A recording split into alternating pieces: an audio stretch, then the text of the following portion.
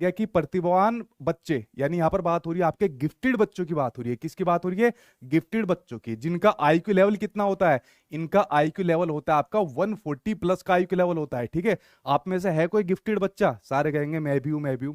जो आज वीडियो के अंदर समझ लीजिए 90% तक क्वेश्चन ठीक कर देगा, ठीक है, थोड़ी सी तैयारी में, तो समझ लेना वो गिफ्टेड की तरफ बढ़ता जा रहा है आपका। ठीक है, और जो 70% के आसपास करेगा वो एवरेज होगा। एवरेज वालों का आईक्यू होता है 90 से 110 के बीच में होता है। ठीक है, तो अब देखना आप लोग आईक्यू, या फिर मैं जड़ बुद्धि वालों का भी बताऊं, जड़ बुद्धि के अंदर नहीं होगा आपका कोई। ठीक है, अब जो एक गिफ्टेड बच्चे होते हैं ना, एक तरीके से हमारे देश की ये संपदा होते हैं। यही आगे जाके बहुत बड़े वैज्ञानिक बनते हैं, बहुत बड़ा कीर्तिमान बनाते हैं, किसी और फील्ड के अंदर जाते हैं। ठीक है, तो गिफ्टेड बच्चे ये होते हैं। ठीक है, कहीं ना कहीं आपको देखने को मिल जाएंगे।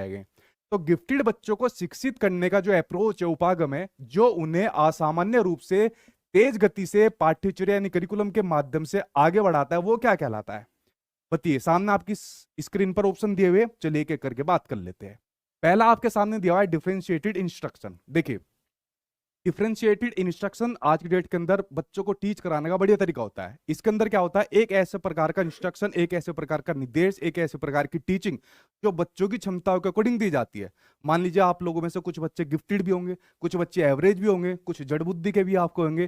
तो आपकी क्षमताओं के अकॉर्डिंग अगर मैं एज ए टीचर आपको शिक्षण दे रहा हूं, तो मैं आपको डिफरेंशिएटेड इंस्ट्रक्शन यहां पर दे रहा हूं। ठीक है, समझ गए आप लोग? तो आपको अब मानक मतलब स्टैंडर्ड यूज नहीं करने, अब आपको डिफरेंशिएटेड इंस्ट्रक्शन यूज करने हैं, बच्चे की क्षमताओं के अकॉर्डिंग, बच्चे के इंटरेस्ट के अकॉर्डिंग। ठीक है, अब ये मत कहना हमारे इंटरेस्ट पढ़ने में नहीं है तो हमें बताओ कैसे करोगे।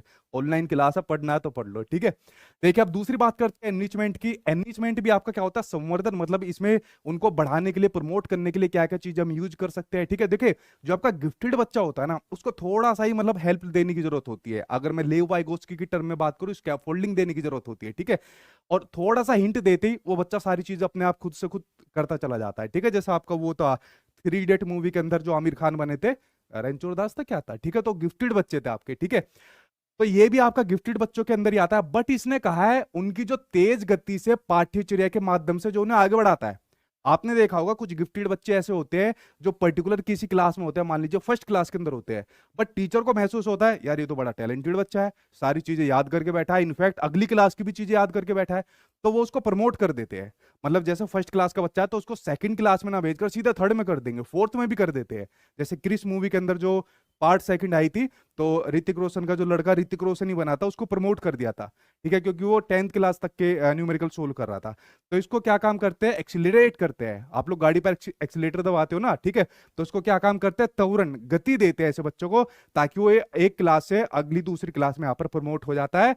तो इसके माध्यम से आगे बढ़ाने को आपका कहेंगे एक्सिलेशन, यहां पर कहेंगे। ठीक है, तो आंसर इसके अंदर आपका थर्ड से हो जाएगा। इमर्सन नहीं होगा, इमर्सन आपका एक टीचिंग मेथड आप लोग इसको कह सकते हो, जिसमें जो आपके पर्टिकुलर अलग अलग सब्जेक्ट होते हैं वो आपकी फॉरेन लैंग्वेज के थ्रू यहाँ पर उसको कराए जाते हैं।